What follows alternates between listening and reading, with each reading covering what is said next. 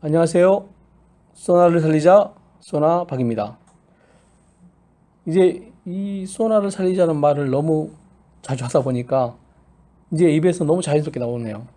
예. 오늘 강의할 내용은 소나 운영 이테크 3강의 소나 CPR 강의인데요. 소나의 각종 메뉴에 대해서 알아보는데요. 여기에서 가장 핵심이 되는 건 뭐냐면 이 기본 메뉴들을 가지고 우리가 탐색, 식별, 확인 절차를 거칠 수 있다는 거죠. 이 세 가지 탐지, 식별, 확인 절차에 가장 유용하고 많이 쓰이는 바로 메뉴들을 그 기능을 알아보는 시간을 갖도록 하겠습니다.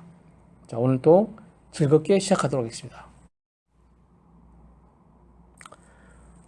소나에서 홀리뉴트럴 매뉴얼, 이 홀리뉴트럴 메뉴는 매우 중요합니다. 왜냐하면 우리가 탐색하고 식별하고 확인하는 과정 단계가 있는데 그 확인하고 식별하는 모든 과정에서 이 호리존털 매뉴얼 탭에서 모든 것을 선택하게 되죠. 즉 가장 운용에 필수적인 요소들만 모아놓은 탭이 바로 메뉴가 바로 홀리존털 매뉴얼입니다. 왜 홀리존털 매뉴얼이냐면 이 수평이라는 의미잖아요. 자, 함정을 놓고 봤을 때 이 모든 곳으로 소나의 센서에서 흐르는 에너지는 전달되게 돼 있죠. 그러면 어디서 보느냐 해요. 어디서? 자, 함정을 놓고 위에서 본다고 생각하시면 되는 거죠. 그래서 여기 보면 이렇게 배를 놓고 위에서 바라보고 있다. 위에서 바라보고 있어서 호리젠털 매뉴얼이 되는 거예요. 위에서 바라봤을 때의 표적들을 나타내는 거죠. 그래서 보면 호리젠털 메뉴에 처음 나오는 게 렌즈 스케일이에요. 렌즈 스케일은 처음에 말했듯이 우리가 8,000m까지 메뉴가 있습니다. 여기에 딱 클릭하면 이 헬프 밑에 부분에 원래 이 전기창이 이렇게 뜨게 돼 있어요. 뜨는데 이걸 위로 올렸죠. 보기 좋게. 그래서 150에서 800m까지 8,000m까지 선택할 수 있는데 우리가 저 오퍼레이팅 판넬에 보면 렌즈 스케일을 조절하는 버튼이 있어요. 그것을 이용하는 게 훨씬 수월하겠죠. 여기 클릭해서 버튼 이동하는 것보다는. 그래서 선택하게 되면 소나가 나가는 360도의 방향의 거리를, 자, 이 거리를 선택하게 되는 거죠. 예를 들어서 2000을 선택했다면 여기서부터가 2000이 되는 겁니다. 그래서 그 렌즈의 수평 거리가 표시가 돼요. 자, 여기서 보면 수직 거리 표시라는 게 있는데 요거는 버티칼 메뉴에서 사용하는 건데 수직 거리 표시기라는 건 뭐냐면 자, 우리가 수평으로는 예를 들어서 450m를 측정하고 있어요. 그런데 수직으로 보는 거리는 내가 150까지만 보겠다라고 하면 이런 식으로 그 150 라인에 대한 360도가 뜨게 되죠. 이 수평에 대한 거리가. 그래서 수직 거리 표시기에 표기가 되게 됩니다. 그 다음 이 틸트인데요. 이 틸트를 보면 틸트 각은 한마디로 수직을 탐색할 때 이 값들을 설정하는 거죠. 틸트 스텝는 2도에서 100도까지 2도에서 10도까지입니다. 죄송합니다. 10도까지 증가하거나 감소시킬 수 있어요. 그게 무슨 얘기냐면 이 틸트를 올리거나 내리는 버튼을 눌렀을 때 2도 단위로 움직일 건지 틸트 각이 2도 단위로 움직일 건지 아니면 10도 2도에서 뭐 10도 사이에서 뭐 7도 뭐 8도 단위로 움직일 건지를 설정을 하는 거죠. 이 스텝이라는 건. 그 다음에 틸트 섹터는 2도에서 100도까지 즉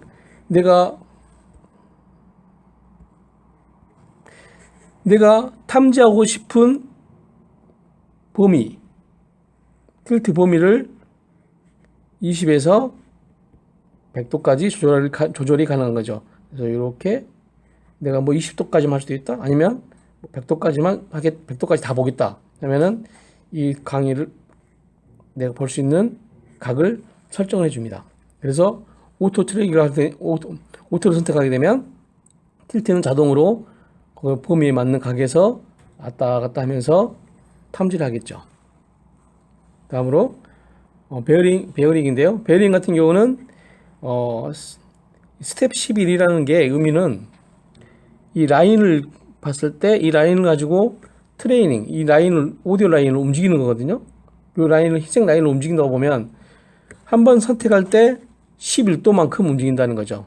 1도 단위로 움직이는 게 아니라 클릭하면 11도 단위로 움직이고, 그 다음 서치 섹터는 66도라는 얘기는 뭐냐면 우리가 오토 트랙이라고 기억합니까? 오토 자동 탐색이라고, 자동 서치 탐색이 할 때 그 범위를 미리 설정해 놓으면, 예를 들어 설정해 놓으면 자동으로 그 범위를 탐색할 수 있게 하는 기능 역할을 합니다.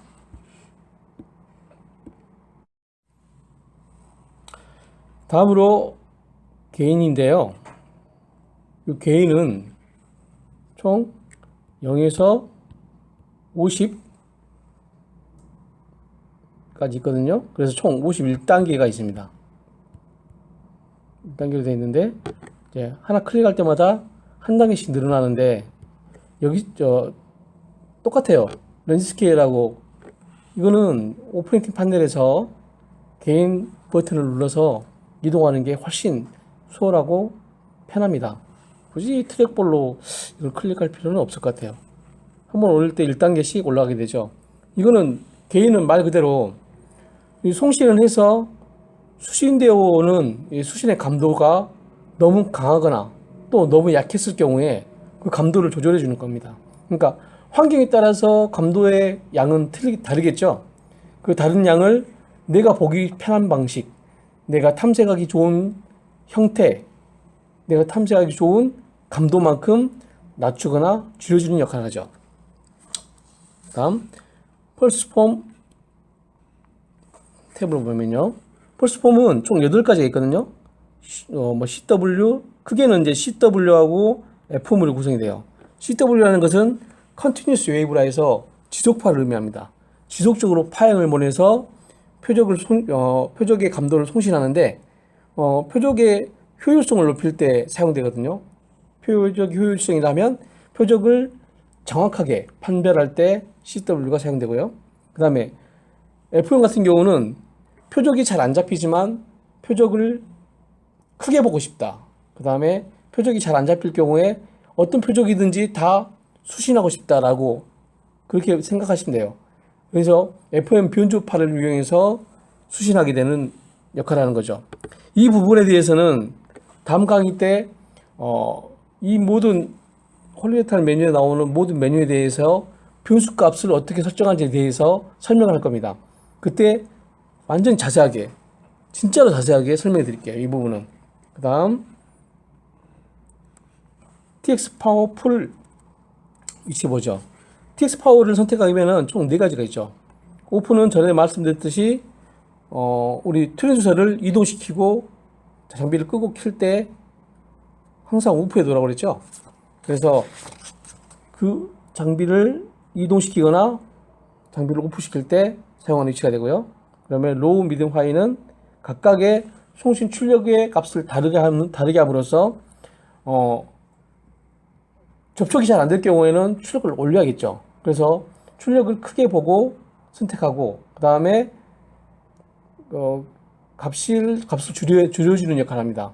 이게 뭐냐면, 먼저 풀로 놓고 송신을 빵 때려요. 세게. 그러다 보면은 아마 화면에 막 이렇게 큰 잡음들이, 이게 잡음들이거든요. 이런 잡음들이 많이 생길 거예요. 그러면 미디움 또는 로우로 이동을 시켜서 표적의 상태가 잘 보일 수 있는 위치에 송신 출력을 쓰는 거죠. 이게 해양 환경이나 조건에 따라 다르기 때문에 무엇이 정답이라고 말을 못 드리지만, 먼저 풀을 놓고 사용한 후에 내가 이것도 감도가 너무 세구나 하면 미디움 또는 로우로 전환을 해서 사용을 하면 되겠습니다. 다음 탭으로 TVG, AGC, RCG, PP 요 4개에 대해서 알아보겠습니다. 먼저 TVG 같은 경우는 거리가 멀수록 어때요? 에코, 즉 우리가 수신하는 감도는 약해집니다. 당연히 거리가 오니까 약해지겠죠. 그리고 가까이에서 온 수신 감도보다는 차이가 있겠죠. 이때 원거리를 탐색할 때 수신 감도가 낮아진 경우에는 원거리에서 온 수신 신호를 어떻게 해야 된다? 더 증폭시켜 주는 거죠. 얘를 더 증폭시켜서 감도, 수신 감도를 조절해 주는 역할을 하는 게 바로 TVG입니다. 여기서 20로그R인데 20로그R과 10로그R 두 종류가 있어요. 그거는 이제 로그 값은 dB 값이라 해서 음압에 관련된 값인데 요거는 상수라고 보시면 되는데 요거는 그렇게 설명하면 좀 힘드시겠죠. 상수고 이 R이 바로 거리에 대한 겁니다. 그러니까 거리에 따른 상수 값을 변경해 주는 거죠. 그게 바로 TVG의 역할을 하는 겁니다. 다음에 AGC는 뭐냐? AGC는 총 보면 3개의 선택할 수 있는 레벨이 있어요. 웨이크, 미디움, 스트롱. 이건 뭐냐면 자동으로 게인을 조절하는 거거든요. 오토매틱 게인 컨트롤. 자동으로 게인을 조절해 주는데 이제 이 기능이 웨이크 같은 경우는 짧은 범위에서 게인을 자동으로 조절해 주고요. 미디움 같은 경우는 중간 범위에서 자동으로 조절해 주고 스트롱은 긴 범위에서 자동으로 변조해 줍니다. 즉 뭐냐면 이거 시스템 내에서 먼저 미디움을 선택하게 해보고 오토 게인을 놨을 때 표적이 이렇게 막 잡음들이 많이 나타날 거예요. 잡음이 많이 나타나면 웨이크를 넣든지 오프를 놔서 잡음을 제거한 후에 표적만 보게 되는 거죠.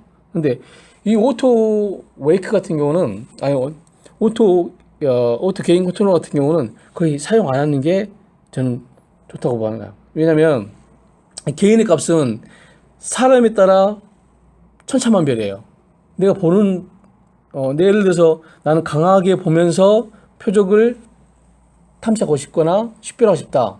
어떤 사람은 나는 작게 보면서 강하게 다시 레벨을 늘려서 게인을 늘려서 보고 싶다 라는 개인의 취향이 있는데 요거는 기계적으로 자기네들이 세팅해 놓은 값이 있기 때문에 별 그렇게 큰 의미는 없다고 생각해요.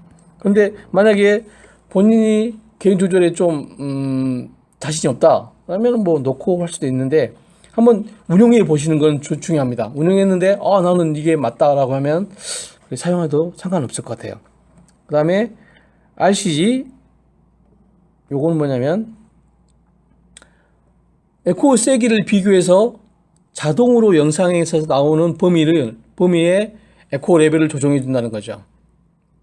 그러니까 기본적으로 소나를 송신을 보내고 들어오는 에코의 양이 있을 거 아니에요. 여기서도 들어오고 여기서도 들어오고 이 에코의 양들을 레벨을 매기는 거예요. 즉 내가 믿음이면 뭐 예를 들어서 믿음이면 얼마 기계적으로 다 세팅이 됐겠죠. 스트롱이면 얼마, 웨이크는 얼마. 그래서 그 레벨에 맞게 수신을 하는 겁니다.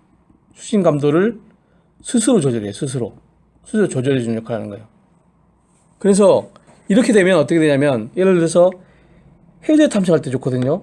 해저 탐색할 때 해저에 부딪혀서 들어오는 신호음이 제일 많아요. 양이 제일 많겠죠. 특히 연항 같은 경우는 요런 해저에서 들어오는 수신 감도를 거의 제거를 많이 해줍니다. 딱 제거해주고 이 해저 감도가 들어오는 것은 강하지만 그 일정하게 들어올 거 아닙니까? 양들이 강하지만 일정하게 들어온 양들은 제거를 해버려요. 그래서 이 일정하게 들어온 양보다 작거나 더 많은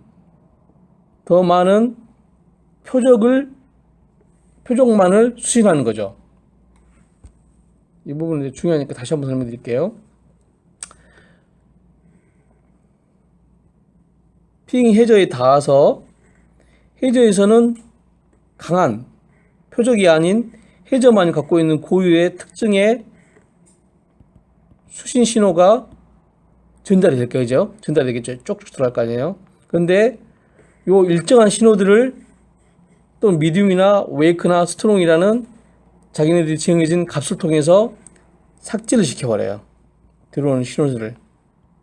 나는 얘네들은 안 받을 거야. 삭제시키고 얘네들과 다른 예를 들어 표적이 있을 경우 이 표적의 값만을 수신하게 되죠. 그러면 확실히 해저 탐색할 때 훨씬 유리하겠죠. 해저 탐색을 하니까. 그래서 해저에서 탐색할 수 있는 표적의 양만을 선택하게 되는 겁니다. 그리고 PP 요거 같은 경우는 자 소나는 이제 핑이라는 게 뭐냐면 소나가 엄청나게 빨리 나가겠지만 얘를 천천히 나가다 봅시다. 핑이 쭉 하고 이렇게 나가요. 소나는 이렇게 나가는데 여기까지 도달하는 게 내가 원하는 렌즈 스케일까지 도달하는 게 1핑입니다. 원핑이라 하죠. 원핑인데 원핑을 통해서 들어온 에코가 있을 거 아닙니까? 그 에코가 첫 번째 에코가 또 두 번째도 나갈 거 아니에요. 두 번째도 다시 나가서 또 들어온 에코와 비교했을 때 표적이 한 번 나갔을 때는 표적이 있었는데 다시 두 번째 나가서 수신해 보니까 표적이 사라져 버린 거예요. 이런 경우에는 나는 이걸 표적으로 보지 않고 펄스로 보겠다. 아니면은 5판으로 또는 5차로 보겠다. 라고 하면서 이 핑 나갈 때마다 그러니까 한마디로 이게 접촉돼서 두 번, 세 번에도 계속 나왔을 경우에는 전시시켜 주지만 이게 한 번 가서 접촉이 됐는데 두 번째 갔을 때는 접촉이 안 된다. 그러면 표적을 전시하지 않고 필터링 시켜버리는 역할을 합니다. 이게 바로 PP 필터 역할을 하는 거죠. 소나 탭 메뉴 중에서 여러 가지 메뉴가 있겠죠. 홀리젠탈 메뉴도 있고 디스플레이 또 스텝 메뉴도 있어요. 이 메뉴 중에서 디스플레이 메뉴는 한마디로 비디오 전시되는 디스플레이 전시되는 그 값을 설정해 준다고 보시면 됩니다. 예를 들어서 풀스크린 같은 경우는 저번에 설명 때도 선택하게 되면 이 메뉴창이 오프 시에는 메뉴창이 안 떠요. 이 메뉴창이 이렇게 뜨겠죠. 뜨고 만약에 풀스크린 내가 전체 화면을 보겠다 하면 전체 화면으로 전환하는 역할을 합니다. 그 다음에 파레트너 같은 경우는 전에 보셨나요? 우리가 일상적으로 사용하는 화면 컬러가 있고 또 야간에 운용하는 컬러 이렇게 운용자가 맞게 자기가 필요에 따라서 화면의 색깔, 디스플레이 색깔들을 변화시키는 거죠. 그리고 뭐 디스플레이 게인은 보시는 것 같이 디스플레이 게인을 더 높이든지 낮추든지 화상도를 높이든지 낮추든지 그러한 디스플레이와 관련된 많은 기능들이 있어요. 이거는 크게 중요하지 않기 때문에 나중에 한 번씩 그 메뉴를 설정해서 시간이 날 때 한 번씩 이렇게 딱 세팅해 보면 좋습니다. 그래서 자기한테 맞도록 세팅하면 됩니다. 소나 세단 메뉴 같은 경우는요, 하드웨어적인 부분을 세팅한다고 보시면 돼요. 뭐냐면 기본적으로 소나 장비에는 자이로 신호나 또는 외부에서 들어오는 신호들이 있어요. 침도 속력을 확인할 수 있는 신호들이라든지 그 다음에 위도 경도를 데이터를 주는 신호라든지 이런 아니면 또는 바람에 대한 정보라든지 이런 정보들을 주거든요. 그런 정보들을 세팅하는 메뉴가 바로 세단 메뉴가 되어 있습니다. 세단 메뉴 중에서 가장 중요한 메뉴가 하나 있는데 스토어 리콜 메뉴라고 되어 있어요. 접촉한 표적이나 또는 운용되는 데이터를 저장하는 역할을 하죠. 이미지를 저장하는 역할을 하거든요. 이거는 다음 페이지에서 더 설명드릴게요. 그리고 보시면은 대부분 보면 쭉 훑어보면 기계적인 아까 말씀드렸던 다른 장치에서 오는 데이터 신호들을 세팅하는 역할을 한다고 그랬죠. 그래서 뭐 중요한 게 없어요. 그다음 바람에 대한 것들 또는 여기 보면은 어군 접촉 시 이게 어군 탐지기이기 때문에 이 세던 메뉴 보면 대부분 어군에 관련된 것만을 표시를 많이 하거든요. 그 다음에 여기 보면 이것도 하나 더 기억하면 좋겠어요. 스타빌리자라고 함정이 예를 들어서 황천 때문에 배가 기웃등 걸릴 거 아니에요. 그렇게 되면 이 소나 센서는 위치가 흔들리겠죠. 쉽게 얘기하면 배가 흔들리는 건데 이 소나 센서 위치가 흔들리게 되면 들어오는 데이터들이 어떻겠어요? 정확하지 않겠죠. 요 값을 보상해 주는 게 바로 스타빌리자 요 메뉴가 되겠어요. 셋업 메뉴에서 가장 중요한 셋업 메뉴에서 가장 중요한 거는 좀 말씀드렸듯이 스토어 리콜 메뉴라고 했습니다. 이 스토어 리콜 메뉴는 우리가 운영하면서 필요한 탐색, 식별, 이 모든 상태를 저장을 할 수 있게 도와주는 역할을 하죠. 또 저장된 데이터를 다시 불러내는 역할도 하는 것이죠. 그래서 저장하고 싶다? 그러면 스토어를 누르면 저장과 또 한 번 더 누르면 종료가 됩니다. 자, 그런데 어떤 형태로 저장할 것인지 이게 스토어 모드가 되죠. 스토어 모드를 보면 스토어 모드가 보면 숫자가 이렇게 복잡하게 나와 있죠. 자, 쉽게 얘기해서 2분에 한 번 저장한다. 3분에 한 번 저장하는 거고요. 3분마다 저장하는 거고 2분마다 저장하는 겁니다. 그 다음에 이거는 1분에 4번을 저장하는 거고 1분에 5번 이런 형태로 쭉 여러 가지 저장 형태가 있어요. 그래서 내가 원하는 방식대로 저장을 하게 되는 거죠. 이렇게 저장된 것을 다시 불러낼 때 하는 역할을 하는 게 리콜이죠. 리콜 불러내는 겁니다. 그래서 모드별로 저장된 이미지를 화면에 볼 수 있도록 해주는 역할을 하는 거죠. 그리고 이 시스템에 저장된 이미지 화면에서 이 선택된 모드만을 재생하게 되는 거죠. 다른 모드로는 내가 저장했던 모드 외에는 재생할 수가 없다는 겁니다. 템플러리 파일을 보면요. 템플러리 파일이라는 것은 이렇게 내가 선택된 모드에서 저장된 데이터는 실시간적으로 내가 원하는 모드대로 저장이 돼요. 이게 총 1000개까지가 저장이 됩니다. 그래서 기존에 있던 데이터가 지워지면서 계속적으로 덧쓰기를 하는 거죠. 여기 보면 연, 월, 일 순식으로 이렇게 이미지 파일을 저장하게 되는 겁니다. 이 저장된 파일 중에서 이거는 내가 보존 가치가 있겠다 싶어서 파일을 옮겨야 되는데 그 옮길 때 파일을 운영하는 게 바로 퍼머넌트 파일로 드래그해서 옮길 수 있거든요. 딱 드래그해서 퍼머넌트 파일로 옮기면은 이 파일은 절대 지워지지 않습니다. 이렇게 저장된 파일을 근데 이 저장된 파일을 딜리트 지우거나 또는 리네임 이거를 저장할 수 있거든요. 다음 페이지에 이게 자세하게 나와요. 어떻게 저장할 건지. 그 다음에 프린터도 할 수 있고요. 이런 역할들을 담당합니다. 이걸 이제 총괄적으로 정리를 해보면 이미지 저장하고 재생하고 관리하는 방법이에요. 이거는 리콜 모드나 또는 우리 오퍼레이터 판넬에 보면 레코드 버튼 있죠? 그거를 선택해서 저장을 하고 또 시작하고 종료를 하게 되는 거죠. 시작을 하고 종료를 하게 되는 겁니다. 그래서 그렇게 시작되고 종료된 데이터를 다시 리콜 모드에서 싱글샷 눌러서 이런 형태로 쭉 떠요. 리콜이라고 뜨면서 기존 저장했던 데이터가 뜨게 됩니다.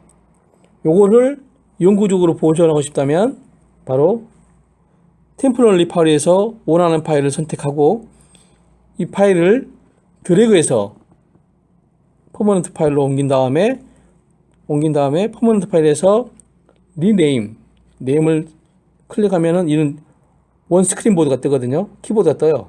그러면 이 키보드를 이용해서 이런 식으로 이름을 줘서 영구적으로 보관하게 되죠.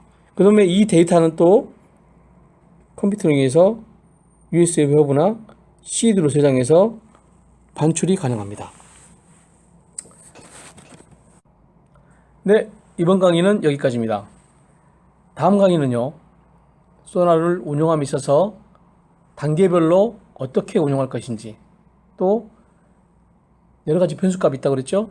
그 변수값에 대해서 어떤 의미를 부여하고 어떻게 사용하고 어떤 식으로 운용해야 될 것인지에 대해서 같이 생각해보고 연구해보는 시간을 가지도록 하겠습니다.